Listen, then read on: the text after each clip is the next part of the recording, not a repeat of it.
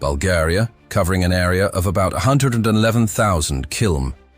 It's one of the poorest countries in Europe, yet a land that attracts millions of tourists each year with its beautiful nature, rich history, and vibrant culture. Over the centuries, countless civilizations ruled these lands that lie between East and West. Thracians, Slavs, the Byzantine Empire, and the Ottomans all left their mark on Bulgaria. Speaking of the Ottoman period, the conquest of the Balkans in the 14th century was a turning point. The Ottomans gained control over Bulgaria and the surrounding territories. Later, to consolidate power, they encouraged thousands of Turks to settle in Bulgaria, which is why even today there's a population known as Bulgarian Turks. Going even further back, the Thracians, an Indo-European people, were among the earliest major civilizations to live here. They remained until Alexander the Great conquered these lands around 400 BC. According to the ancient historian Herodotus, the Thracians were once the second largest nation in the world right after the Indians. But after Alexander's conquests, they were assimilated and eventually disappeared into the Roman Empire. Even the name Thrace comes from these ancient people. By the late 1800s, the Ottoman Empire's power had weakened, and the Balkan nations, including Bulgaria, seized the moment. With help from Tsarist Russia, Bulgaria launched a national independence movement, eventually becoming a fully independent state in 1908. During World War I, Bulgaria fought on the same side as the Ottoman Empire. And in World War II, it sided with Germany. But both wars ended in defeat. In the 1980s, Bulgaria drew international outrage by enforcing a brutal forced assimilation policy against its Turkish population. Even Naim Suleimanoglu, the world-famous weightlifter, and his family were among those affected by these human rights abuses. The Bulgarian government at the time declared that the dark days of foreign domination must never return, and that Bulgaria should belong only to ethnic Bulgarians. Turks living there were forced to change their names, abandon their religion, or leave the country altogether. Many were expelled or fled to Turkey. Turkey, unable to intervene militarily, pursued a diplomatic approach instead.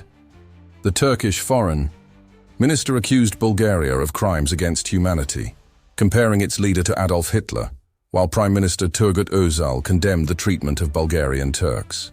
In the end, hundreds of thousands of Turkish families left everything behind and crossed into Turkey as refugees in 1989.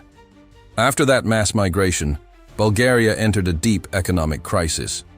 The economy nearly collapsed because, truth be told, the Turkish minority had been the backbone of many industries.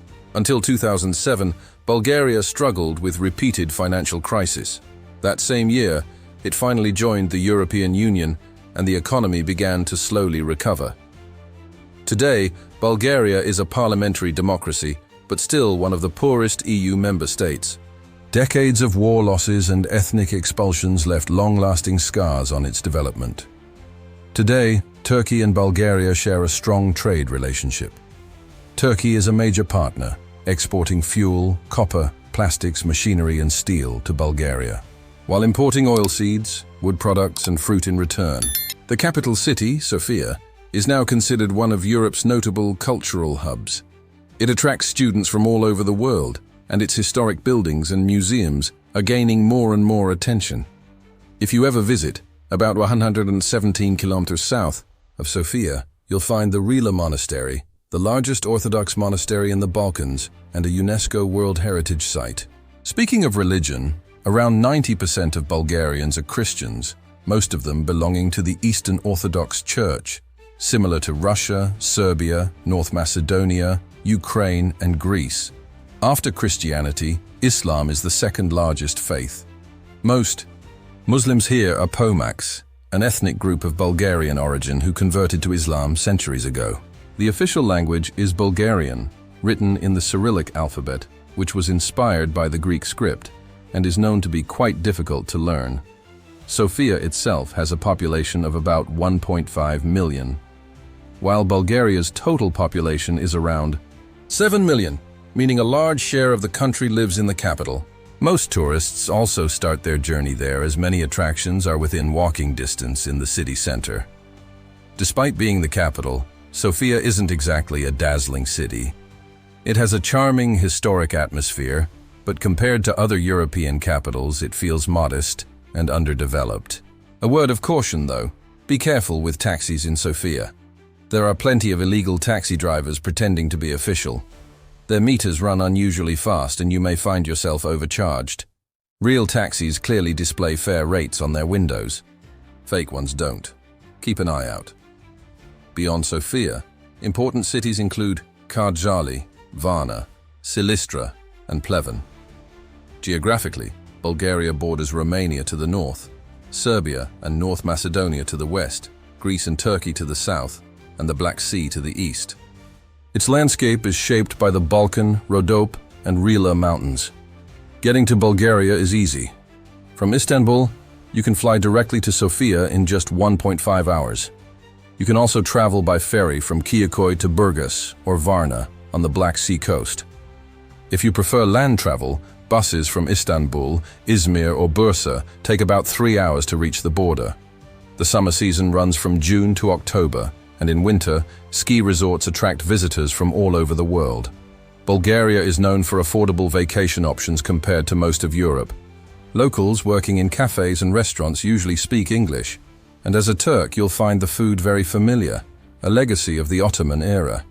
Famous dishes include shopska salad, similar to shepherd's salad, but with Bulgarian cheese, mishe, mash, resembling menemen, and kashkaval, a type of yellow cheese exported worldwide.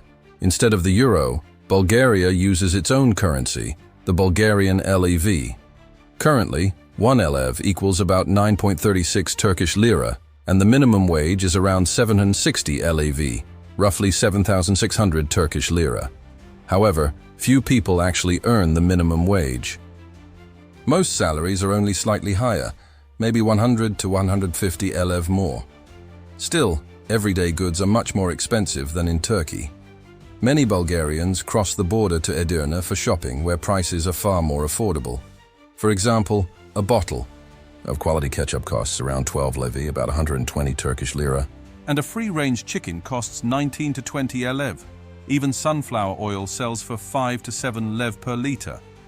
So yes, food prices are steep by Turkish standards. Apartment rents aren't much better. A small one-bedroom flat in Sofia costs at least 300 lev a month. And if you're planning to work in Bulgaria, here's something surprising. Most companies don't pay you for your first month. They keep it as a form of security deposit, meaning you'll get your first paycheck only after 2 months. Also, when a company tells you your salary is 1,000 lev, that's gross pay, not what you take home. Always ask for your net salary. Another shocker, most workplaces don't provide lunch. Employees bring food from home. The average workday is 8 hours, not including lunch breaks.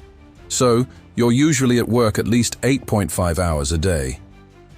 Opening a bank account comes with a monthly fee of about 3 lev, which the bank automatically deducts. So, when you leave Bulgaria, remember to close your account, or the fees will keep piling up, even after you're gone. Banking in general is slow and outdated. Most of the population is elderly, and many aren't used to online banking, which means long queues and slow service. One of the most intriguing facts about Bulgaria is its bridal markets in the city of Stara Zagora, where Romani people sell their daughters for money. This bride market in Stara Zagora is the only one of its kind in Europe. As a European country, Bulgaria has the potential to influence other countries on the continent. Consequently, each year, many people from across Europe visit Stara Zagora to witness the bride market, which also benefits the city's economy. The main concerns for both parties involved are clear. For the bride's side, the groom must be as wealthy as possible. For the groom, the bride should be young and beautiful.